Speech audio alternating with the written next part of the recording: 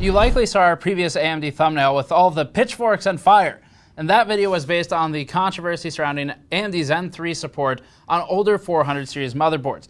This is a new research piece that was born from that topic. At this point, as of filming, we don't know what AMD's intended response will be. We don't know if they're going to forge ahead or if they're going to backpedal and roll it all back. But regardless of what AMD does with the community outrage that has been spurred on by its decision with Zen 3 and the 400 series support, we've been given a tremendous opportunity to dig into how BIOS actually works and learn more about the BIOS programming and the support side of things. One of the things that we've learned in the last week or so of doing additional research on this has been that AMD's older CPUs, Pre-Matisse, don't even have the ability to address past 16 megabytes. They have a 16 megabyte address range. There's ways around that. We'll talk about that today. We've also learned more about AMD's decision-making, why it made the initial decision, whether or not it sticks with that, we'll see. But its decision-making process was a business move as much as it was a technical one, and we're going to be walking through those things along with the AMD codename Rembrandt and Raphael products, and answering a lot of the questions from the community that we've been fortunate enough to send out to engineers and BIOS developers to get answers to. Before that, this video is brought to you by Thermal Grizzly's Conductonaut liquid metal. Conductonaut is what we've used in all of our liquid metal and D-lid thermal tests, capable of dropping CPU thermals significantly when replacing the stock thermal interface. Lower CPU thermals don't just allow better overclocks, but also lower noise levels because the transfer efficiency is increased. The mix of gallium and indium makes for a thermal conductivity of 73 watts per meter Kelvin, outclassing traditional pastes significantly.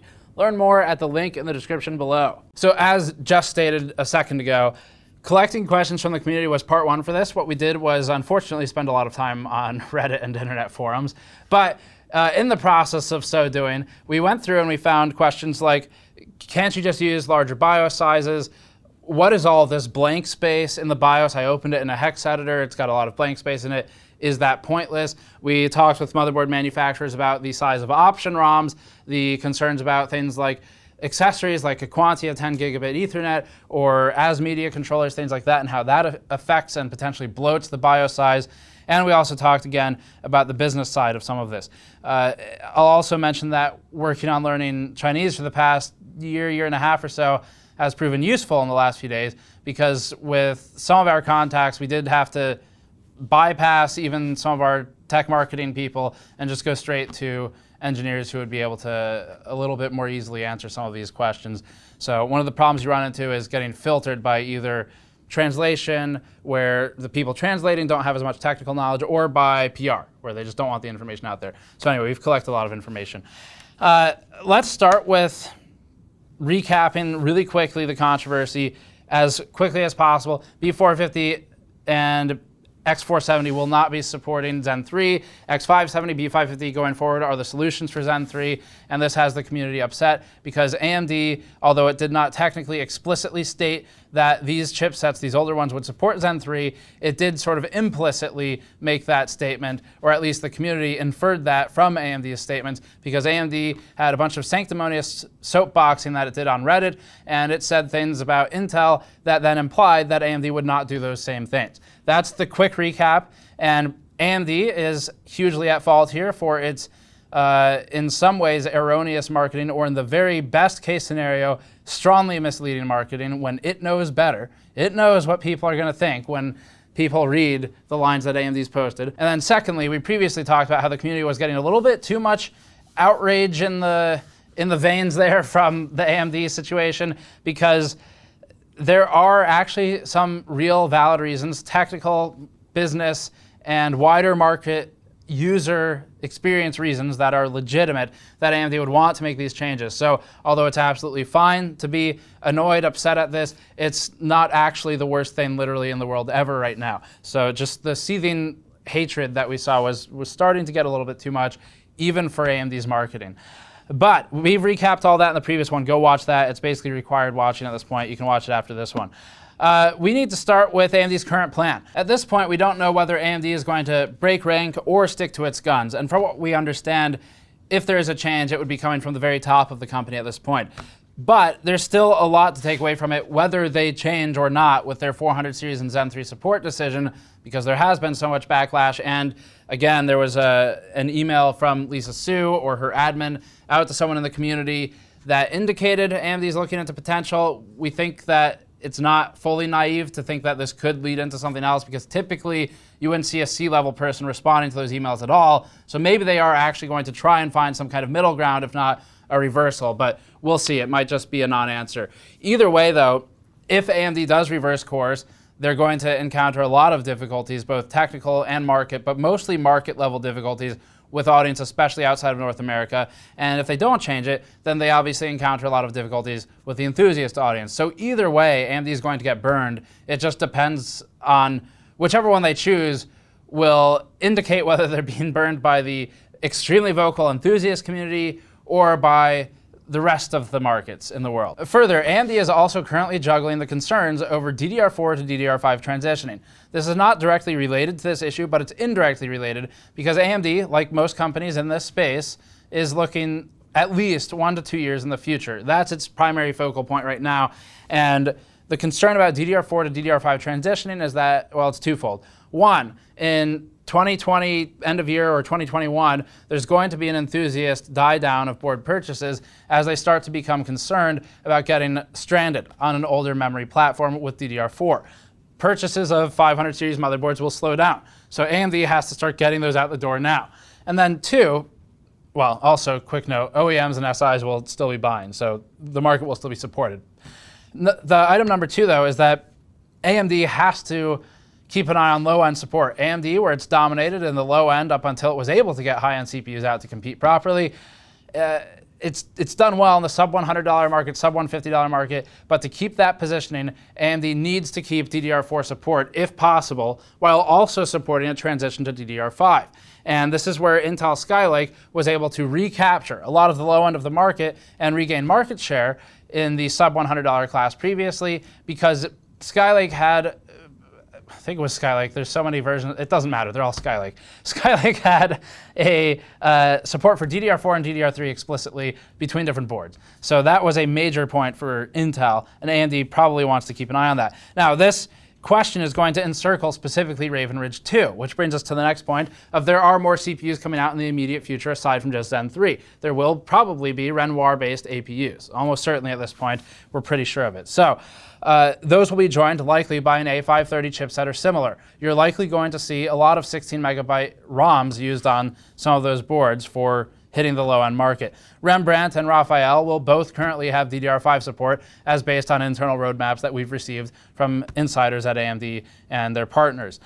The Rembrandt and Raphael CPUs on the roadmap currently have DDR5 controllers listed on them, and they're currently not clearly demarcated whether they'll have DDR4 support or not. So with limited new CPUs after 2020 for AM4, and with a limited lifespan of the 500 series, AMD has some additional business considerations to make the investment in the 500 series ecosystem will go down. The next one here, most AMD CPUs can't even address 32 megabyte ROMs. So we'll give this one a timestamp over here because it's an important item. This one is the biggest story we've gotten in our many conversations over the last 2 days. And the takeaway has been that the older AMD CPUs, Pre-Matisse, can't talk to 32 megabyte ROMs without some workarounds. So they only have a 16 megabyte address range. This is critical and was not something we discussed originally because we weren't aware of it. And actually several of the motherboard companies we worked with, until we got all the way down to the BIOS engineer, the people above them or in different departments weren't aware of it either. So it's actually not that commonly known.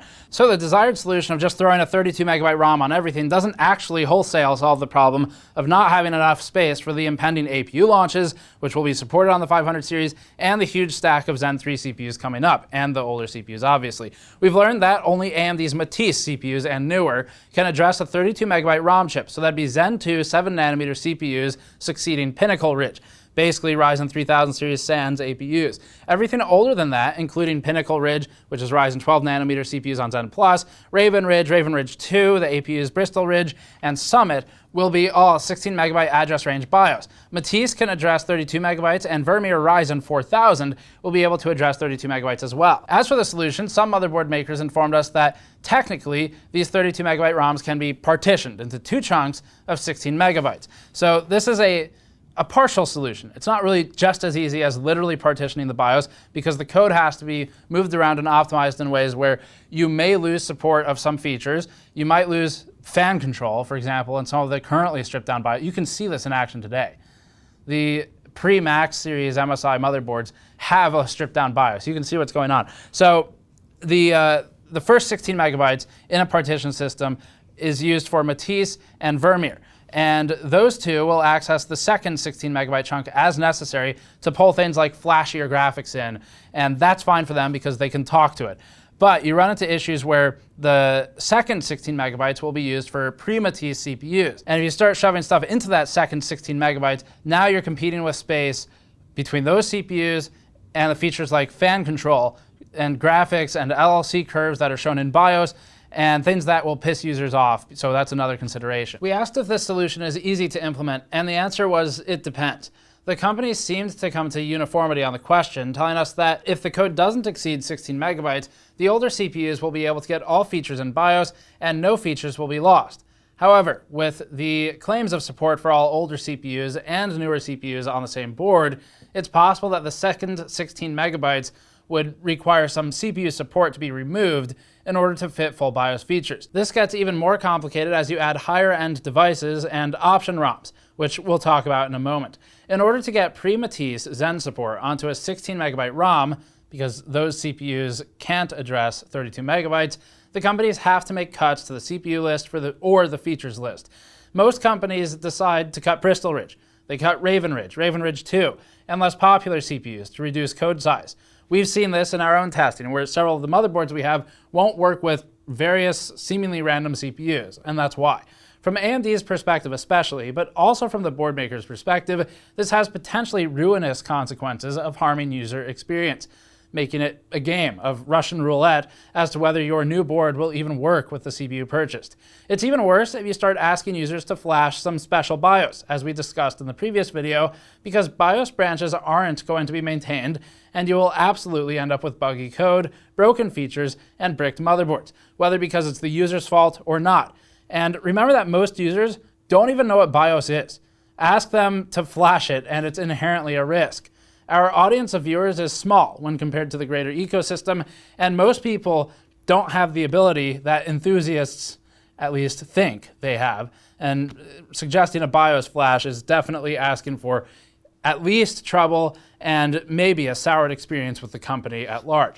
The other solution would be to remove graphics features and navigability from the BIOS, which begins to create a whole new host of headaches. While many enthusiasts, including Patrick and myself at GN, would be perfectly fine going back to a keyboard-only tabular BIOS, many more mainstream reviewers and outlets would assuredly make comments about it. And we can already picture that too, so it makes sense that this would be a less desirable approach to adding all the support, adding all the features, but taking away fancy graphics. So for us, that's fine. We'd actually prefer it. But we can even envision now what it would look like if it's all stripped down to some actual basic input-output system, like the original non-UEFI implementations. You'd have reviewers opening up some new motherboard's BIOS, looking at the monitor, and then turning to the camera and go, what is this? Is this 2004? Come on, MSI, or come on, Gigabyte. That's what would happen. And Amazon reviews also would start complaining about things looking old or feeling old or whatever. So it's a lose-lose situation for motherboard makers to do any of these things, as has been made evident by the last couple of days of controversy. We asked what would happen if you had a 32 megabyte ROM that's not partitioned into 2 spaces, and these exist out there too. And the answer was that CPUs like Pinnacle Ridge and older would be unable to address the BIOS and would fail to boot. Simple as that. So this becomes a real problem. With graphics and with option ROMs competing with CPUs for space, relegating all of the old CPUs to 16 megabytes will be a challenge that likely requires getting rid of some of the CPU features in BIOS, some of the graphics, or again, some of the CPUs from the support list, which is the most common solution by motherboard manufacturers. Whether or not we all like it, that's how they do it. So at that point, although Raven Ridge is maybe less popular and Ryzen 1 CPUs might not matter to a lot of the North American audience, or at least Ryzen 1 CPUs that were less popular might not matter to a lot of the North American audience, it's again critically important to the wider ecosystem to still have this support, especially if it's already there. Because taking away something that you've given someone is a lot harder than just not giving them the thing to begin with. So you're basically pulling the rug out from under the South American ecosystem for PC DIY or OEMs and SIs. You're pulling the rug out from under China especially, but the Asia region as well. And suddenly the older CPU market, which is dominant in both regions, but again, especially China, if you look on, well, Chinese retailers, you'll see that, it's going to cause ripples where suddenly removing support from boards that are in deployment and rolling out will cause headaches, because even if technically older versions of those boards, older versions of BIOS would work, it's not really that simple. Not everyone is an enthusiast like us, like our audience, who may be capable of dealing with a minor flashing headache. So enthusiasts and businesses alike, but mostly the latter, would be faced with potentially board-breaking accidents if updating BIOS versions to a revision that strips down CPU support, or BIOS versions to a revision that strips out some features of BIOS that they had before.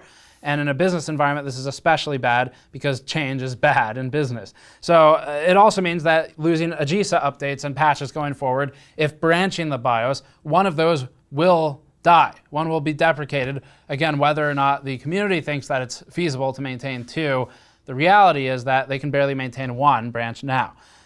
So it would end up in a situation where you're fouling the experience for the user, and AMD has genuine concerns here about users trying AMD for the first time in a decade and going, wow, it really hasn't changed. I'm not doing this again.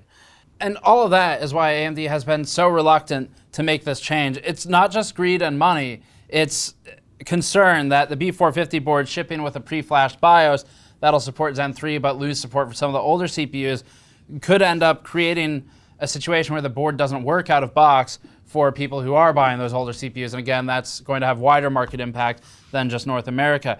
So it'll be really interesting to see what support processes AMD puts in place to help customers who do end up in a situation where the new board they bought isn't booting with the new CPU they bought that happens to be not a Zen 3 CPU.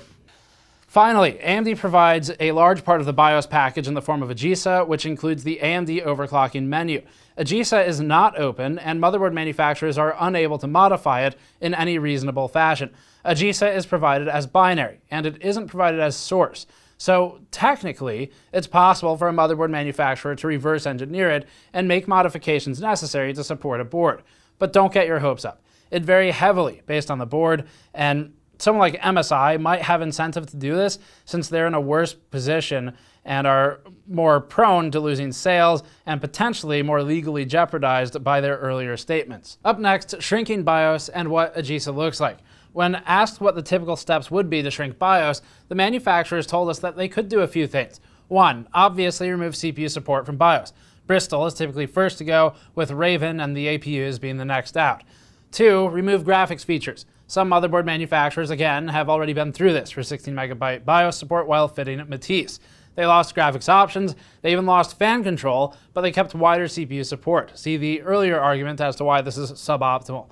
3, remove extra devices like high-end I/O for 10 gigabit LAN, extra SATA and USB controllers like AS Media controllers, or other non-chipset I/O. Further on this topic, we've received conflicting information on APU size requirements for BIOS. The motherboard manufacturers tell us that they have difficulty deciphering just how big each chunk of AMD's delivered code is without reverse engineering it. As much as people who spend all day on Reddit opening hex editors thinking that it might be easy for a professional BIOS programmer to reverse engineer AGESA, the fact of the matter is they have a lot of deliverables for products that are 1 or 2 years in the future, let alone working on a product that's a year old and already stable. Technically possible isn't the same as realistic. As stated in part 1, a lot of these companies have one main person who leads all of the BIOS development. There will be others working alongside that person, like people who are tasked with designing the BIOS menus, or PMs, often using Excel to build it out, or maybe junior programmers. But it's the leads who are the most equipped to work on reverse engineering something and getting it to actually work when it's done. That person has to build BIOS for dozens of Intel and AMD motherboards alike, has incoming launches for Intel 10 series CPUs, has the next APU to worry about, and is also under pressure to build test cases, issue fixes and revisions, and stay ahead of future development. Some of these companies have literally one guy doing all of it too, depending on which board partner you're talking about. Back to the APU size thing, we've had some insiders from AMD tell us that APUs take more space, hence the reason that they're often the first to get cut, not just because of popularity. And we've also had AMD partners tell us that they have no idea how much space the APUs take unless AMD properly opens up AGESA and provides documentation for it, at least for the motherboard makers. We've learned that AMD's AGESA is sent in what's called a PI package, and that it contains the AGESA code, it contains ABL, PSP firmware for the platform security processor, and that's another talking point for a different story, SMU firmware and chipset firmware all in the one package from AMD to the BIOS makers. So every single CPU has its own ABL, it has its own PSP firmware and code, it has its own SMU firmware separately, and that all takes space. We've obtained a copy of this data and we've reproduced it and changed a lot of the numbers to protect the source, but the heart of the data is still the same. So you can get an idea of what it looks like when it's delivered from AMD. It's just that we've shuffled a lot here to protect the sources. So we've removed some lines of code, we've removed some version numbers, some details, and we've also changed the order of items just in case AMD tracks stuff that way to try and find leakers. But you get again, the core of what the motherboard makers see and work with, so you can at least understand what we're talking about here from a basic level. So here it is. You can see how this would quickly add up as more CPUs are added. Further, it's possible to cut some features from some CPUs on an as-needed basis. Examples of this would include some professional features or advanced graphics. Security would likely have to stay in full force, and in order to really make everything fit, it sounds like the best solution would be a refactor of AGESA by AMD. As for option ROMs, that include post drivers for VBIOS, SATA, NVMe, LAN, and PXE booting, and a Quantia 10 gig Ethernet, all of that stuff. Each ROM size is between 32 kilobytes and 128 kilobytes, depending on its complexity. So boards that have more of these features that are add-ons will rapidly build in size requirements for the BIOS file. Now, recall back to the fact that earlier CPUs didn't even address 32 megabytes ROMs, and you start to see how older boards would become particularly limited. Our next question was about the purported blank space in BIOS that people have been pointing out. So we're not BIOS programmers here. It's not like we look at this and know what exactly it means. So we took that to the BIOS programmers as well and asked about it. And we were told that blank space in these files isn't necessarily used for BIOS, meaning it's not necessarily doing something. It might not be like a necessary spacer. It could just be actually blank space. We were told that BIOS will declare the space it needs to address for use. And we also spoke with separately an Intel BIOS engineer, just not at Intel, but one who makes BIOS for Intel motherboards for a third party. And we sent this question out to them just because we trust the answer coming back. We've worked with them before, and it's all kind of the same anyway. It's all feeding into motherboards. So that particular engineer replied and revealed to us that blank space, indicated by the 0 by FFFFF lines that you see, fills a lot of the Intel 32 megabyte ROMs because only 16 to 18 megabytes on the higher end, more bloated boards will be used. And so this also applies to AMD. We were told that some of the space is used for data storage, like management engine data for Intel parts, and we were also told that some of the space can be used for setup data for both vendors, the blank space that is, but our present understanding is that blank space is not entirely pointless, and that it's also not entirely necessary. So it's a mix of the two, like most things here, not quite as clear-cut as you might think from some of the commentary online. So we were told that it's easier to fit Intel desktop support into a 16 megabyte ROM, and that's due to the limited CPU support on a given motherboard, so that makes sense. Next up, we asked what the motherboard manufacturers think. This is separate from our coming up section later, where we talk about what the representatives think on a personal level. So in addition to this, we asked system integrators and other supply chain parties what their thoughts were on the matter, what's going on behind the scenes, what are the arguments like between the motherboard makers and AMD right now. Presently, MSI is pushing the hardest for Zen 3 support on B450. There are multiple reasons for this that we'll get into, some of which were covered in our first piece. As for the others, the rest of the manufacturers are in the middle, Gigabyte and ASRock included, with Asus pushing the hardest, or at least the most okay, with simply moving forward. And this, from Asus's end, is a focus on customer experience for one part, and for the other part, Asus makes so much money from other arms of their business that it's just not worth their time to have the RMA headache and the process of looking backwards rather than forwards. So in this instance, Asus is making bank on routers and monitors, and it's just not worth the manpower to go backwards. It's strictly a business desire to move forward. MSI stands out as the only company that's dissenting to the extent that it is, and its reasons are mostly obvious. First of all, MSI bet on AMD probably a little too much for a product that was far from finished. As discussed in part 1, MSI made hard claims that it couldn't back up, including statements that you should buy B450 Max motherboards if, quote, you want a value-oriented motherboard that'll support not only the latest AMD releases, but will also have you covered for all future AM4 product releases. There's no legal weasel wording here and no real way out of that promise. So it makes sense that MSI would be pushing the hardest to defend its brand from backlash. Further, MSI is currently the market leader on 400 series boards and, in some regions, is the top-selling motherboard for B450. In this regard, MSI's bets to invest in its 400 series paid off, and so the company is now in an advantaged business position where it can anticipate slower sales die off as it transitions into B550 replacement products. As always in this industry, competitors have to place bets against each other when they buy from the same supplier and sell to the same customers. MSI made a huge bet on B450 and bought a lot of 400 series chipset inventory, but it also invested heavily in its 400 series boards. That's marketing investment and engineering investment. In this regard, because MSI specifically has so much momentum on its 400 series boards already, it's going to be the last man standing on the chipset due to its reputation and brand credibility for its 400 series boards. So it's forecasting a longer tail on the demand.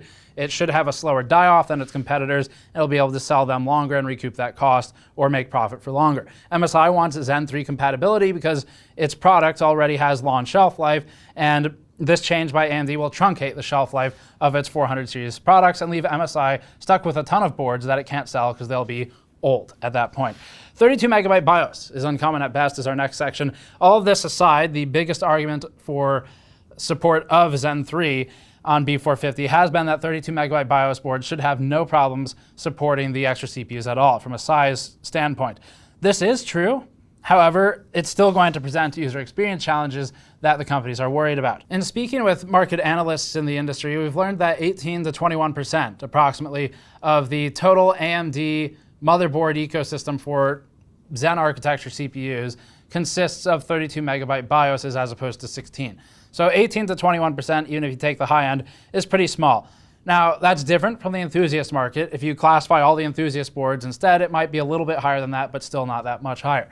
This number particularly includes the OEM systems and SI systems, many of whom have proprietary boards and custom boards they make for cost reasons or for competitive reasons with the other OEMs. So this is looking at the entirety of the market. This number also includes China, the European market, the South American market, and everywhere else. It's not just North America either. And in speaking with a sales team from a major motherboard supplier, we learned that specifically their high-end motherboards are about 1% of their sales volume for motherboards, at least for AMD.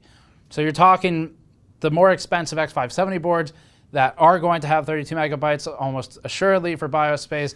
That's going to be about a 1% sales volume for them. As for AMD's numbers, this isn't just motherboard numbers now.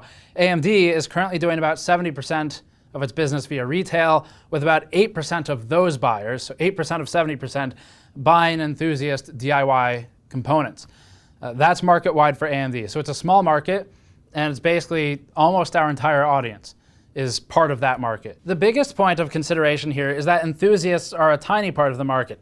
The run rate on B450 was really high. It was about 100,000 to 150,000 units per month making it one of the most popular chipsets that AMD has made recently. But a lot of AMD's sales volume is starting to go out to system integrators and OEMs. Outside of other business motivations, like everybody making more money, a common motivation, AMD is also concerned about user experience. AMD's Ryzen 1 launch was horrible. It was not smooth at all. No matter how much you liked the product at the end of the day, or how much you as an enthusiast are willing to deal with some of the headaches that might not to you even present as headaches, it just might seem normal for building a computer. At the end of the day, the Ryzen 1 launch was rough, and it would not really fly in OEM. That's why AMD started pushing so hard for OEM at the next CES show after that. The BIOS was broken, memory support was broken, AMD's engineers knew this, and the chipset drivers were broken. The boards were half-baked because the motherboard makers didn't trust AMD to make a good CPU, so they didn't invest in the motherboards for it. The cooler mechanical design was completely foobar, and you have companies like AGESA who are receiving notice on the design specs far too late in the process to actually work on it.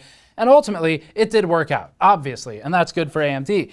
AMD is only alive, though, at least in this segment, because enthusiasts allowed it to live when that happened. Enthusiasts are the more forgiving in some ways, despite the source of this content being the unforgivingness of enthusiasts, more forgiving with things like technical difficulties when they can work around them themselves.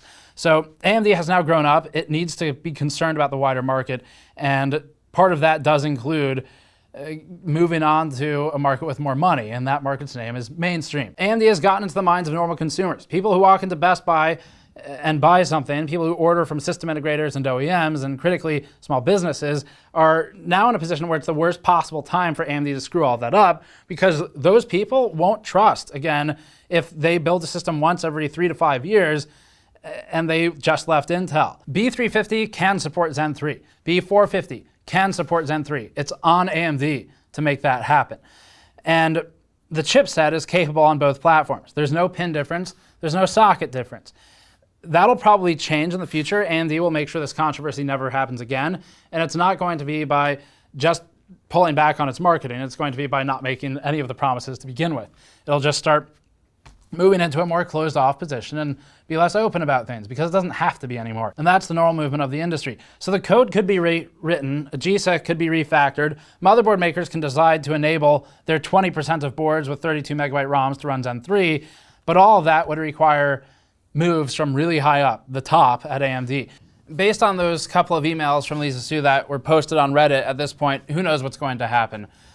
It'd be very out of character to make a comment like that without actually following up with some kind of change. We'll see if it's what the community wants. But all that said, the original reasons AMD was concerned were as follows. It's user experience issues that would emerge from unmaintained branches of BIOS, BIOS bugs that will give way to security issues as older versions are left unsupported, as motherboard manufacturers move on and forget the older versions. RMA rates increase, and good luck, by the way, telling a casual builder how to boot into BIOS, which they don't even know what the 4 letters stand for, and then flash it. And I mean, there's already issues with flashing boards. Even if you never had one, it is one of the higher RMA reasons for a board return. So those people don't know what a Matisse is. They don't know what a Pinnacle Ridge is, or why it's supported and why the other one isn't. So that's what AMD is worried about supporting.